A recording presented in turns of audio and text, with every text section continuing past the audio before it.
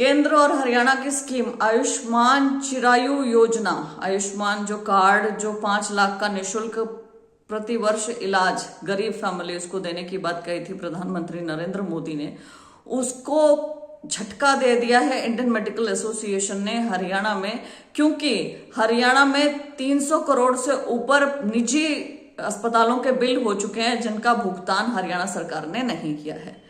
आयुष्मान योजना के तहत प्रति वर्ष हर एक गरीब फैमिली को 5 लाख रुपए तक का आपका चेकअप या आपका हेल्थ इंश्योरेंस मिलता है, जिसके तहत आप निजी अस्पतालों में जाके इलाज करवा सकते हो और इलाज का जो पैसा होता है उसका भुगतान करती है सरकार।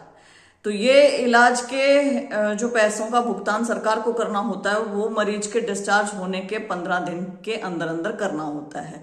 यदि सरकार नहीं करती है तो उसके बाद 1% ब्याज लगता है। लेकिन ये जो बिल है वो 6-6 महीने तक के पेंडिंग पड़े हैं, उससे आगे के भी पेंडिंग पड़े हैं। इनफैक्ट इन बिलों में कुछ ना कुछ कहकर सरकार बहुत भारी भरकम कटौती भी कर चुकी है, साथ ही नए रेट लागू भी नहीं करे हैं।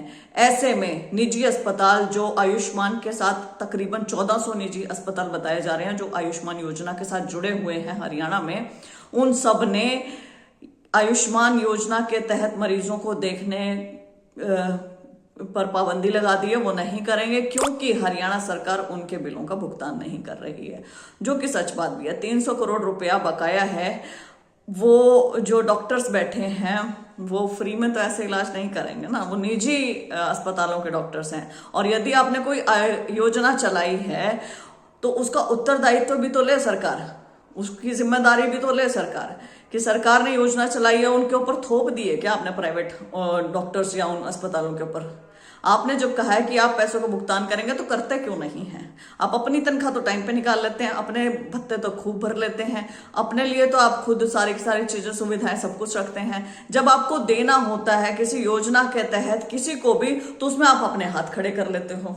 ऐसा ही आप एजुकेशन सेक्टर में करने जा रहे हो। चिराग योजना का पिछली बार ये प्राथमिक शिक्षकों ने विरोध करके उसे रोक दिया था, पोर्टल चलने नहीं दिया था। अब कल से आपने दोबारा खोल दिया चिराग योजना वाला पोर्टल।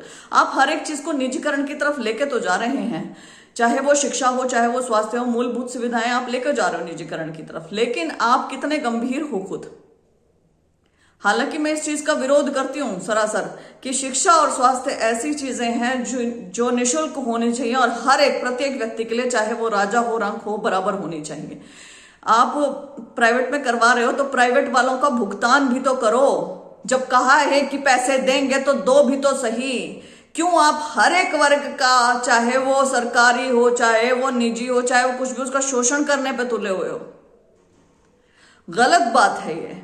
आप इनका भुगतान करें, 300 करोड़ रुपए इनका बकाया है, नए रेट लागू करें और ये जो भारी भरकम आप कटौती करने की कोशिश करते हैं ये ना करें।